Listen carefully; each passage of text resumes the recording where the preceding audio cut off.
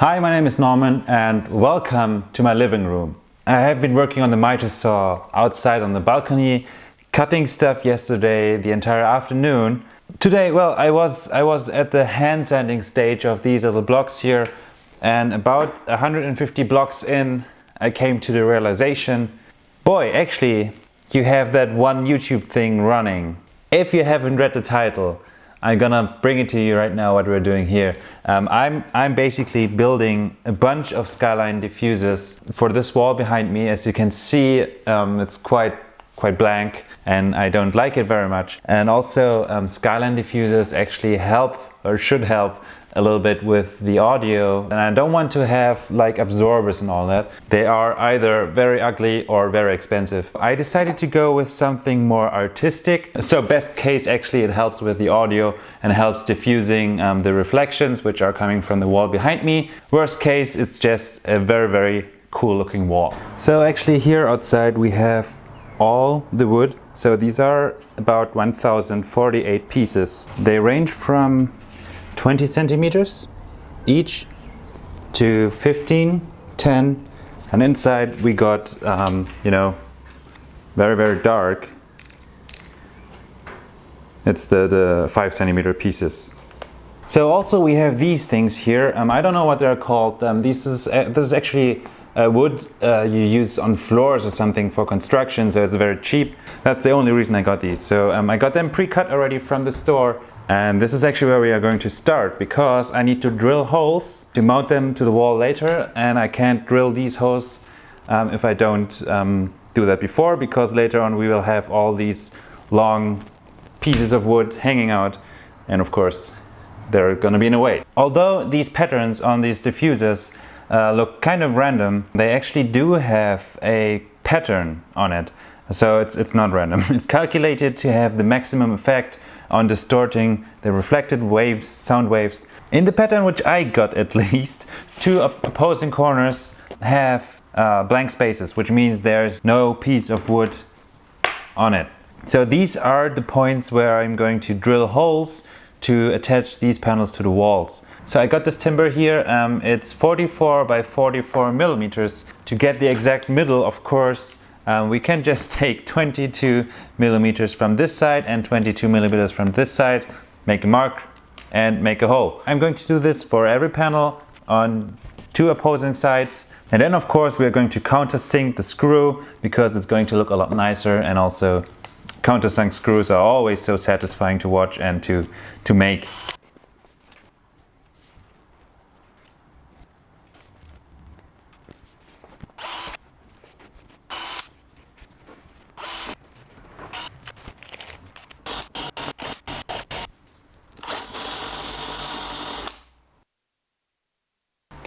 I have the layout here in my notebook, so I can just follow along. Top left corner and bottom right corner are the ones without any piece of wood attached. And then I'm just going to take piece by piece, which means we are going to start with a 3, which translates to 15, 3 times 5, and glue it on. But first we gotta sand it. So I have a box here down below, you can see it below the table. This is where all the sanding dust goes inside. Doesn't help a lot, but it helps. Yeah, I'm just going to sand all the chips away, make the corners a little bit nicer. They don't need to be too nice, because it's you know, it's just for me, it's not a finished product. It's just going to hang on the wall back there and do nothing basically. So whoever touches this probably deserves a splinter or two in his fingers. That should be right enough. So we are going to start gluing. I just use regular wood glue for that. I'm just using the first one here to align that little one, and here we go. That's it. I'm not using any screw or anything. It's just going to hold its own weight. You don't need that much clamping pressure or whatever. The own weight of the wood is enough to keep the wood attached permanently. Yeah, if you have children or a monkey or whatever, you should consider using screws or dowels to give it a little bit more to hold on. But also one last thing before we start. This bag is sawdust.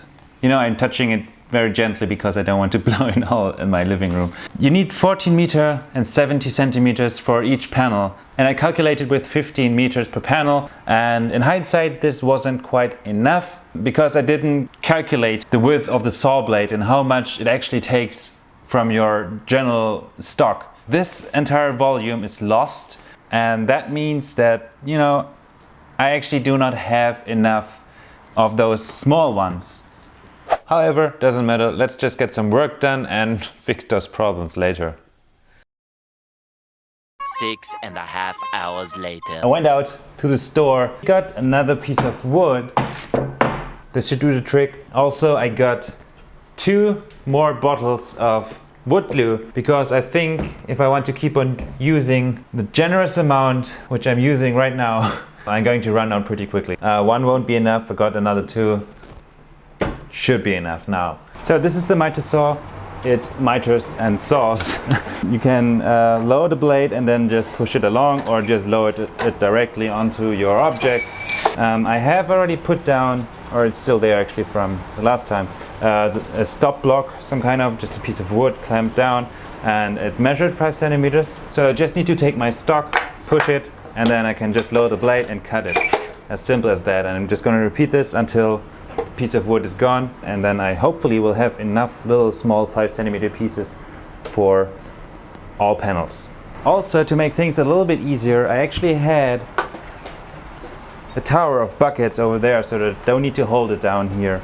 Yeah, but I'm not going to build this tower right now just for one single piece.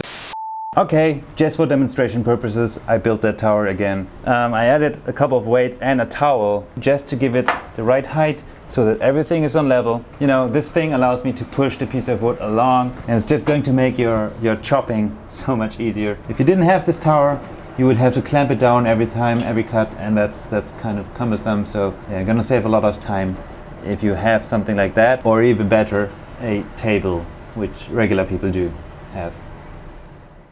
Also, talking about the miter saw, this is actually really cool. You have here one security lock which blocks the blade guard. So you have to unlock this to give the blade guard way to move. Then you have to use your thumb to unlock the trigger. So only if you press these 2, you can actually go down and cut. So once you're done working with your miter saw, you gotta be really good at gang signs or something.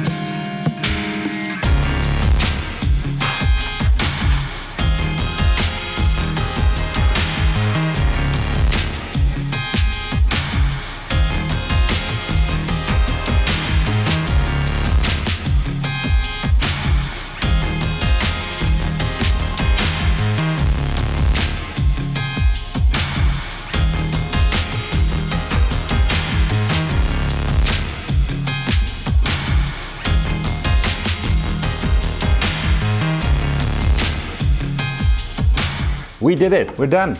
All 8 panels are now assembled.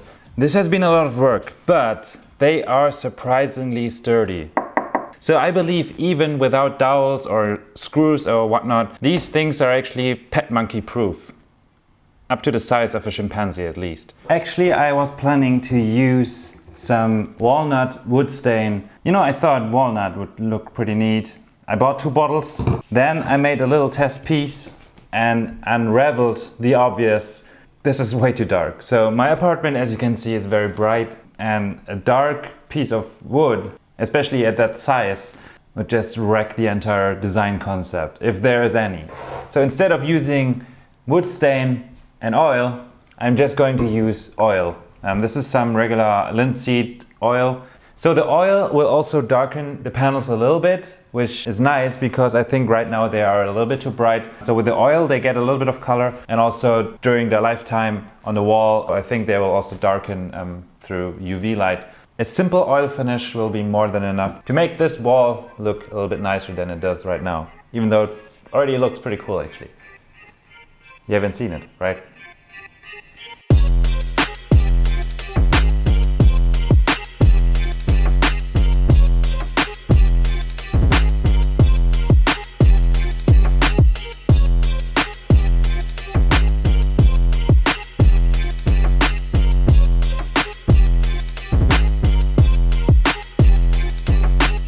So applying the finish is actually not much of a rocket science.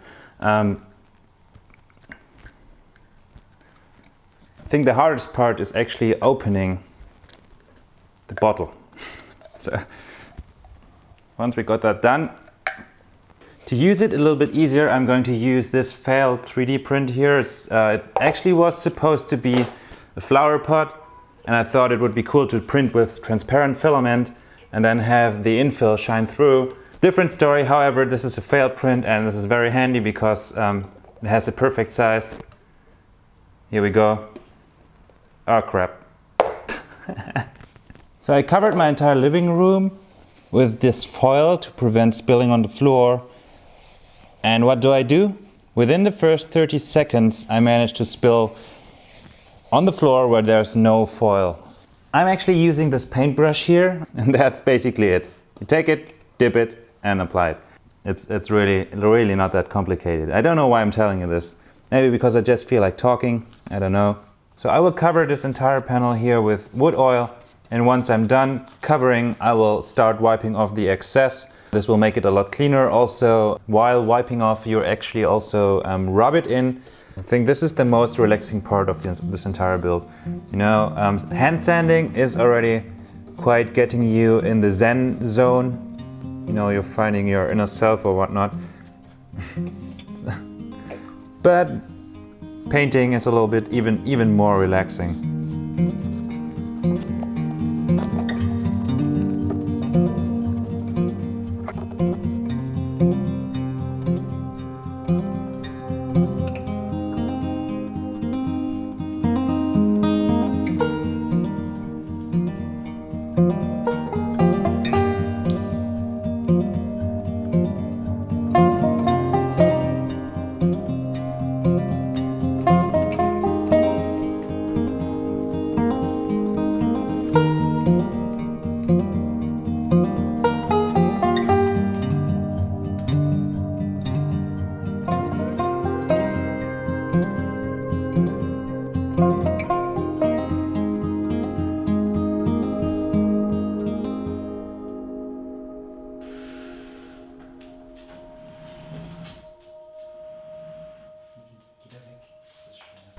Actually, I lied a little bit about these panels here. I totally forgot that this is actually fresh wood. It's untreated, so it sucks up the oil like it's nothing. Saved a little bit of work. I didn't have to wipe off the excess oil because there wasn't any excess oil. Actually, I even had to do a second coat on some spots. I let that soak overnight, so it should be alright to be mounted on the wall. And this is exactly what we are going to do. So, of course, we are going to use that laser guide again. This is going to make things a little bit easier, especially finding the exact middle of the wall on a horizontal axis, the middle. Wow, this is actually not too bad. But still, I also do think that, you know, you should measure it at least. It doesn't need to be the exact middle, but this is about 180. Over here, 160. Okay, we need to go a little bit to the right. Good thing we measured, isn't it? Due to the weight and size, it's nearly impossible for someone to hold them up, keep them in position, and not being in the way for me to do my marking. So what I came up with is stacking two of them on top. They actually do stand a little bit. And then I will add a little stack here, and this should give enough head clearance for the sofa. So I have 8 panels. It will be 2 by 4. 2 by 4. So which means the overall height will be 1 meter and 5.6 centimeters. So we're going to take this up here, and it will be almost at the ceiling, so we have about a 10 centimeter clearance. I think it's better than being flush with the ceiling. For some reasons, I think it just looks a little bit nicer. So we have here our horizontal middle. Then I'm gonna take one of those. This is nice. You really need to pay a lot of attention now to everything. If this thing's fall on my foot, it's probably going to crush it. Yeah, I'm just gonna shut my mouth and do this because I need to stay concentrated.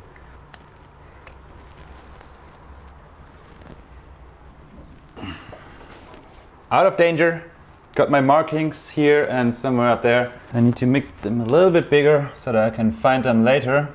So because this is very cheap timber I used, and basically it's literally hundreds of them, there's a lot of tolerance and they are not perfectly flush to one another. So what I'm going to do is I'm just going to attach the first one and then put them on the wall one by one. Because usually when you have, 8 exact pieces, you can just do the markings right away before attaching the first one. But because they are only 8 almost exact pieces, we got to do one by one.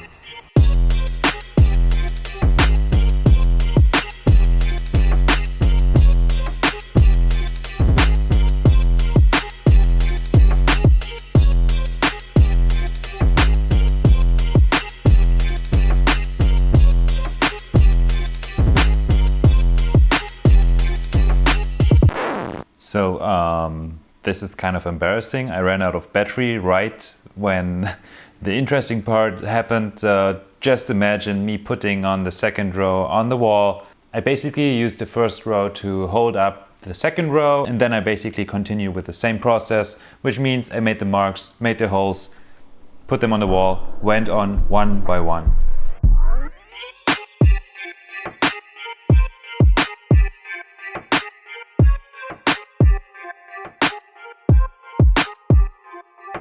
Okay, so it's done. Actually, already a couple of days have passed. That's because I realized this thing is actually casting some really interesting shadows, not only within itself, but also at the ceiling. I have an LED strip here at the back of the sofa. It looks pretty cool. So I was actually working on some ways to get more light up there. So be sure to stick around for that video. Also very important, you can see there's enough clearance, so I can actually sit here on the sofa without being afraid of killing myself, which is nice, I guess. However, let's settle this one question right now.